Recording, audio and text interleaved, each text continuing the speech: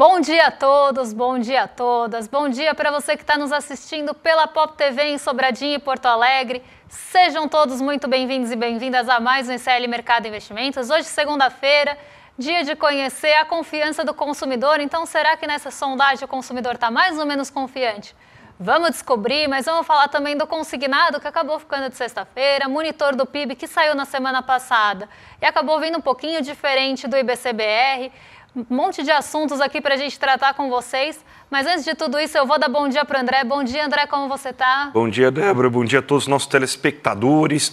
Perdão, gente, ainda me recuperando um pouco da garganta, mas a gente tem bastante coisa para a gente falar hoje. De novo, o mercado financeiro fazendo previsões bastante pouco otimistas, vamos dizer assim, muito pessimistas. A gente tem também a confiança do consumidor que está caindo, resultado aí dessa desaceleração econômica que a gente está vivendo, culpa da Selic. Tem o monitor do PIB, então tem bastante assunto para a gente tratar hoje. Então já vamos para a agenda logo, né, Débora? Então o que o nosso telespectador vai enfrentar nesse dia de hoje? Bom, hoje a agenda ela não está tão recheada assim, ela está uma agenda até mais voltada ali para a Europa no comecinho da manhã. Depois tem alguns indicadores brasileiros e no fim da tarde a gente tem mais indicadores internacionais. Então, o que a gente espera dessa agenda e o que a gente já teve, né, de divulgação? Saiu bem cedinho o índice de sentimento das empresas de fevereiro, então esse índice é da Alemanha, tá? É aquele índice IFO, esse já foi divulgado logo pela manhã, e na zona do euro, CPI e núcleo de janeiro, medição final aqui, CPI, Índice de Preços ao Consumidor. Às 8 horas aqui no Brasil, a FGV divulgou o IPCS semanal e a sondagem do consumidor de fevereiro. Então aqui, esse a gente vai trazer, né, esse dado, a gente vai trazer com um pouco mais de detalhes para vocês, que é justamente a confiança do consumidor. Às 8h25 saiu o Boletim Focus, então aqui também um dado que a gente sempre traz toda semana e que a gente vai detalhar o que mudou da semana passada para cá. Na sondagem do consumidor, a gente vai detalhar o que mudou do mês passado para cá. Às 10h30, o Fed de Chicago vai divulgar, na verdade já divulgou, né? 10h30 já foi, Índice de Atividade Nacional. E às 11h30 agora, não está na agenda, mas Dale Cooper está entrando na cidade de Twin Peaks, para quem não sabe o que eu estou falando. Hoje é dia 24 de fevereiro, é o dia que ele chega na cidade. Para quem não assistiu essa série, fica aí a recomendação, mas comece pelos anos 90. Às 10 horas, tem Coreia do Sul anunciando a decisão de política monetária. Às 15 aqui no Brasil, balança comercial semanal. E no Japão é feriado do Imperador e os mercados lá estão fechados. Mas então vamos vir para o Brasilzão, né? Porque já que o foco está na agenda, vamos comentar o que tem de diferente aí nele. Na verdade não tem nada de diferente, continua com aquele pessimismo gigante o Focus, né? A gente tenta entender de onde que saiu, por exemplo, esse aumento de inflação esperada. Não teve nada na última semana que fizesse com que mudasse a perspectiva de alguém. Não teve divulgação de nenhum item, por exemplo, muito relevante aí sobre inflação.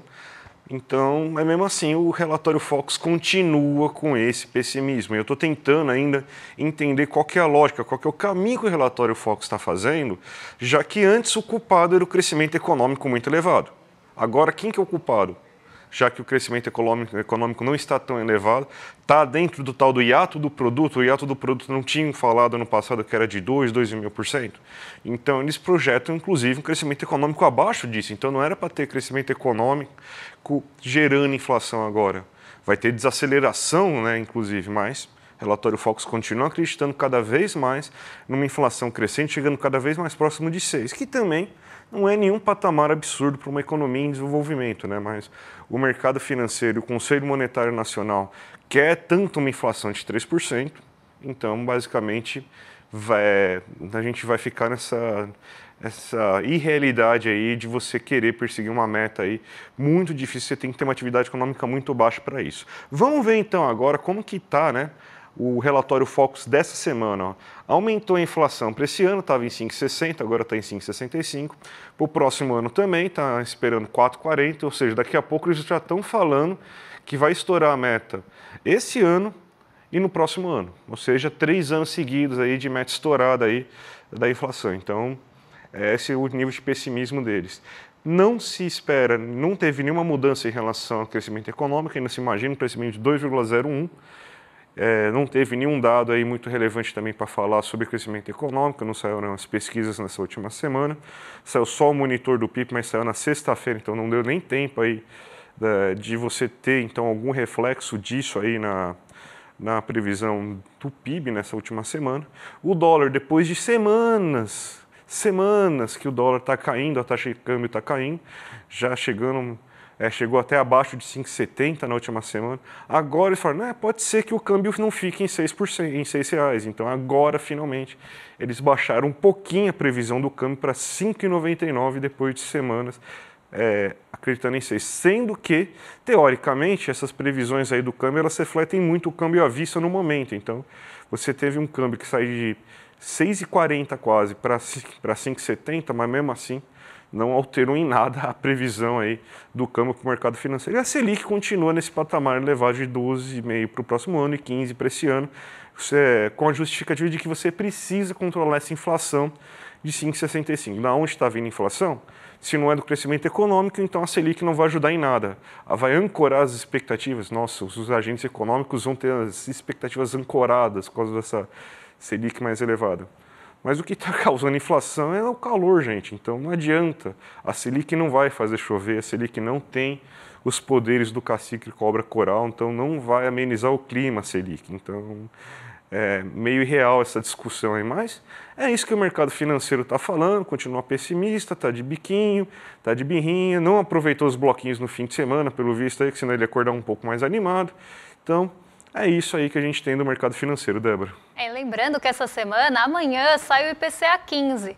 O IPCA 15 é a prévia da nossa inflação oficial, que mede de 15 de um mês até o 15 de fevereiro. Então, 15 de janeiro até 15 de fevereiro aqui no caso. Então, aqui a gente tem uma outra prévia que vai mostrar que a inflação está mais contida do que o mercado está esperando, mas mesmo assim, não importa o indicador de inflação que saia, o mercado continua projetando essa inflação para cima. E por que continua projetando essa inflação para cima?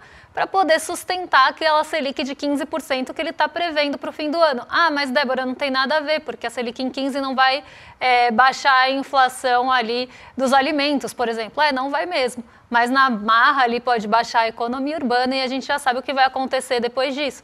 A inflação acaba baixando por conta de algo que não é o que está pressionando de fato o bolso dos brasileiros, mas na média ela cai. E o mercado precisa ficar jogando essa Selic essa inflação para cima, para justamente sustentar essa projeção de Selic, que é uma forma de pressão também e de ele se fazer ouvido com a Selic e com as expectativas de juros futuros. E já emendando um assunto no outro, porque a gente vai falar agora de confiança do consumidor, essa Selic alta, ou essa projeção de Selic alta, essa taxa de juros já está começando a trazer algum impacto na confiança do consumidor. A gente viu um derretimento mesmo da confiança do consumidor nesse mês de fevereiro. Aqui a gente já está olhando mesmo para fevereiro. E essa queda na confiança do consumidor veio também com alguns pontos que já começam a chamar atenção. Por exemplo, o momento para bens duráveis. Não estamos no melhor momento para bens duráveis, as pessoas estão com um pouco mais de receio de comprar bens duráveis. O que é bens duráveis? Bens duráveis são geladeira, fogão, o que é durável mesmo, né? São itens normalmente mais caros, mais sensíveis a crédito, e isso está começando a aparecer na confiança do consumidor. Mês passado já tinha aparecido, mas agora vem com uma força muito maior. Então vamos ver como é que ficou a confiança do consumidor nesse mês e a gente vai explicando ponto a ponto para vocês. Então a gente sai de uma confiança de 97,3 em fevereiro do ano passado, isso nas expectativas, tá? Que é o verdinho, é o primeiro que vocês estão vendo, só para vocês entenderem. O índice de confiança, que é o que está no meio, a linha branca, que ficou em 83,6, ele é quase uma composição dos dois, tá? Uma composição do índice de expectativas, que é o que se espera para frente, e a análise da situação atual, que é o índice de situação atual, que é o que está mais baixo. Então, no ano passado, a gente tinha 97,3% de expectativa e a gente viu uma queda de 10 pontos aí do ano passado para esse. Então, ano passado, os consumidores estavam mais otimistas em relação ao que vinha pela frente do que estão agora. E é aí, justamente, que a taxa Selic começa a mexer com a expectativa. Porque por mais que a gente tenha um desemprego baixo, uma valorização de renda, que foi justamente o que sustentou a confiança do consumidor no ano passado, Agora a taxa Selic começa a mostrar suas garras, porque o crédito fica mais caro, o crédito fica mais inacessível. E aqui no Brasil, o consumidor ele depende muito do crédito. Então ele depende do crédito para comprar principalmente os bens duráveis, os bens mais caros. Então ninguém compra geladeira à vista aqui no Brasil. E isso começa a aparecer justamente no índice de expectativas. A confiança também caiu. A gente vê uma queda aí da confiança para 83,6, estava em 89,5 no ano passado, e 78,9 de análise da situação atual, que não mudou muito de um ano para outro, mas a gente tinha tido uma melhora da análise da situação atual ao longo do ano. Então a gente volta para patamares muito próximos do que estava sendo analisado no começo do ano passado. Então vamos ver como é que ficou essa variação de um ano para o outro ou de um mês para o outro, justamente para ver de onde vem essa queda aí que a gente está vendo na análise. Pode colocar aquele que é tipo uma comparação, esse mesmo. Em relação ao mês anterior, a gente não teve mudança na análise da situação atual, então a análise da situação atual ficou muito parecido com o mês de janeiro, não teve uma mudança do que se espera para agora no sentimento do consumidor, mas o índice de expectativas caiu e caiu bastante, caiu 4,3 ponto percentual aí, e 2,6 no índice de confiança total. Quem puxou para baixo o índice, como eu falei, ele é uma composição, foi as expectativas. Então, o índice de expectativa foi o que puxou aí a confiança para baixo, justamente por conta de inflação. A inflação está pesando também na análise do consumidor, então, principalmente com os alimentos tomando um pouco mais de proporção da renda, na compra também, né? Então você tem a sua renda. Os alimentos começam a tomar uma proporção maior, os itens de cesta básica começam a tomar uma proporção maior da renda, as pessoas ficam um pouco mais receosas de fazer novas dívidas ou de comprar bens mais caros. E muito aí por conta da taxa Selic apertando o crédito. Então, expectativas puxando muito o índice de confiança para baixo, e em relação ao ano anterior, mesma coisa. A análise da situação atual ficou até um pouquinho melhor do que estava no ano passado, meio ponto percentual, mas o índice de confiança caiu quase 6 pontos, justamente porque 10 pontos de queda entre um ano e outro aí na expectativa. Então a gente vê um brasileiro muito mais receoso daqui para frente do que estava no ano passado, e esses fatores que eu já expliquei estão levando a isso. Quando a gente olha por renda, aí é bem interessante porque a confiança caiu em todos os estratos de renda. A gente teve queda em todos os estratos medidos pela FGV, então não é que um extrato de renda está mais confiante do que outro. Todos eles tiveram um recuo em relação ao que a gente tinha em janeiro. Então vamos colocar aí na tela para o pessoal de casa acompanhar como é que ficou essa confiança em relação à renda. Porque a gente vê que, por exemplo, nas rendas mais altas, por mais que tenha tido queda, foi 0,1 ponto percentual.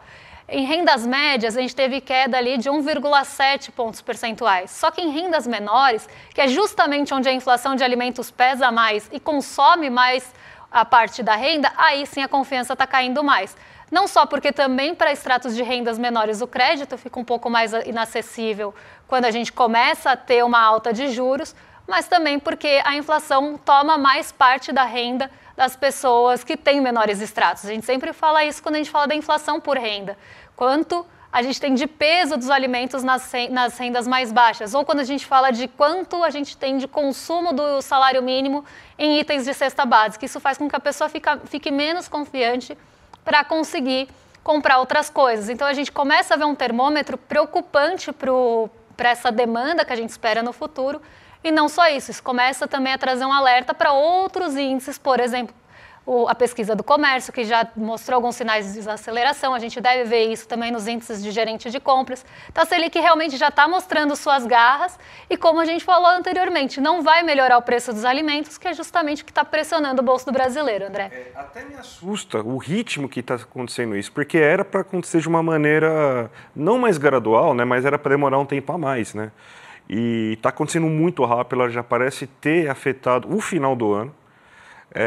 A gente esperava os primeiros momentos aí, fora da indústria, a indústria sim é muito mais rápido, né? Mas a gente esperava o primeiro momento quando, sei lá para março, abril, que seria o momento aí que daí sim você teria tudo afetado. Mas não, mas já está afetando agora. Muita gente falou, não, a Selic nesse patamar está alta, mas relaxa, vai acontecer um pouso suave da economia. Não, está caindo muito rápido e está caindo até de maneira assustadora. a atividade econômica no Brasil. As pessoas sem confiança, elas não vão para o barzinho, não vão comprar coisas, não vão comer em restaurantes, vai reduzir o ritmo dos serviços de uma maneira mais rápida, porque elas nem podem estar sentindo ainda os efeitos da Selic mais elevada, mas elas já estão com medo desses efeitos da Selic mais elevada, então elas já estão reduzindo seu nível de consumo. Isso aí é muito perigoso, porque se a gente for pensar, muito da economia é levada por questão psicológica, né?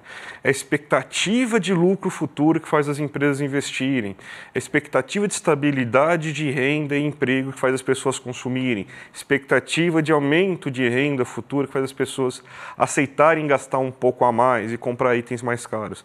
E não é isso que está acontecendo. A gente está vendo aí que mesmo com desemprego baixo, mas deu uma leve alta, e principalmente em dezembro, isso daí é um dado que a gente precisa ficar muito atento. E mesmo com a renda aumentando, a gente teve aumento do salário mínimo, a perspectiva continua ruim. Então, não será um pouso suave, será um pouso, uma queda forte.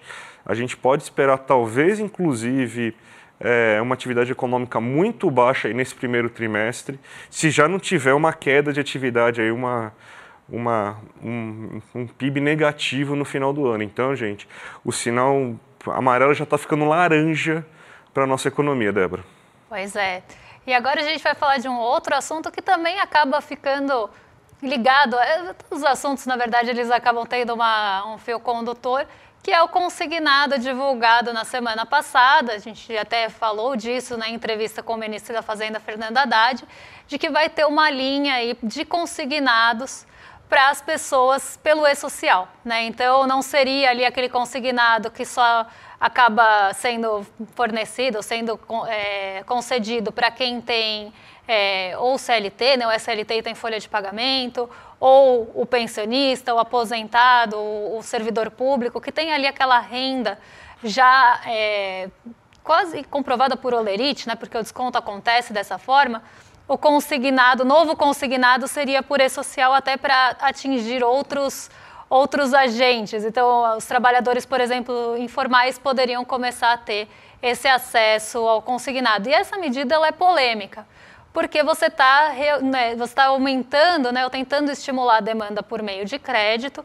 Esse é um dos pontos, mas a gente sabe que o consignado ele tem uma alta, por mais que tenha ali, o brasileiro, foi o que o Haddad falou, o brasileiro já está endividado, ele está endividado em taxas muito altas.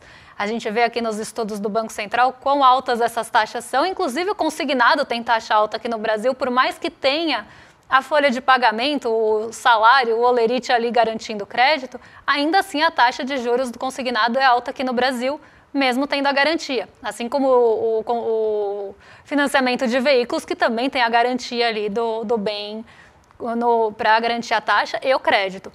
Então a gente vê que a taxa ainda é alta. Então o que o Haddad falou?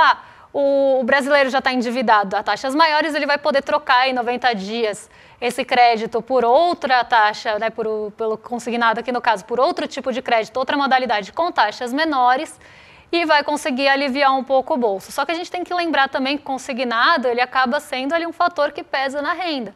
E os juros não são tão baixos assim, por mais que tenha todo esse movimento para isso. Então a gente sabe quem já está contando com os lucros e tendo aí o consignado como uma forma de estímulo por meio de crédito, que a gente já viu acontecer em outros momentos. Então, o que me parece é que é uma tentativa de tentar reativar a economia via aquele modelo de crescimento por consumo, né, que já foi uma das marcas do primeiro e segundo governo Lula, só que a conjuntura econômica está diferente e simplesmente fornecimento de crédito não garante que esse dinheiro vá para o consumo. A gente pode ter pessoas pegando esse dinheiro para pagar dívidas antigas, até porque uma das coisas que eles querem é trocar dívidas de maior valor por dívidas de menor valor, né? Então, com taxas de juros menores, que é isso que ele falou que nos primeiros 90 dias vai fazer, né? Você poder fazer uma troca dessas dívidas agora por dívidas menores, né? Entrando no consignado. Então, você não tem essa garantia. E, claro, a gente sempre tem esse problema aí de que o brasileiro está bastante endividado e você querer endividar um pouco mais o brasileiro talvez não seja a melhor saída. É uma medida que vai ser muito popular, muita gente está enforcada, muita gente vai pegar esse crédito, é mais fácil, vai ser mais fácil pegar esse crédito, vai ser mais barato. Sim, acho que no curto prazo pode fazer um efeito, mas no médio prazo pode criar uma bola de neve complicada aí para a economia, Débora. E o que eu, assim, tenho de crítica quando a gente fala em relação ao crescimento sustentado pelo crédito, ou essa coisa de você querer aumentar o consumo, que é muito popular, sim, para as pessoas. Então, você cresce ali dando poder de consumo para as pessoas, que foi, como o André falou, foi uma marca importante de outros governos. Quando você faz isso também por meio de crédito e crédito consignado, você está dando, sim, poder de consumo, você está aumentando o consumo, a possibilidade de consumo por meio do crédito para as pessoas. Só que, do outro lado, você também está ali fazendo isso com os bancos, né, por meio de bancos. E a gente sabe quão lucrativo é o crédito, a carteira de crédito de um banco, ela é muito lucrativa. Então, você está dando, de um lado, o poder de consumo para as pessoas, vamos pensar assim, mas por outro você está dando mais poder econômico e político para banco. Então, é uma coisa desigual. Mas, além disso, hoje quem domina o mercado de crédito consignado aqui no Brasil é o Itaú e o Santander. Quem pretende vir forte aí nesse mercado a partir de agora com o E-Social é o Banco do Brasil. Eles já estão almejando lucros maiores com essa possibilidade de consignado. Então, aqui a gente começa a ver, né? Você consegue sim atender a população, a demanda reprimida, fazer com que ela tenha ali uma melhora de percepção, provavelmente com uma coisa popular, que vai dar crédito para elas e vai fazer com que ela consuma. E, do outro lado, você está girando ali lucros maiores ainda para os bancos. Então, e o Banco do Brasil já falou abertamente nisso. Inclusive, eu ia até pegar o quanto eles esperam crescer por conta desse novo consignado. O guidance da instituição prevê um crescimento para esse ano de até 2 dígitos na carteira de pessoa física, na faixa de 7% a 11%, já com o impulso do consignado privado.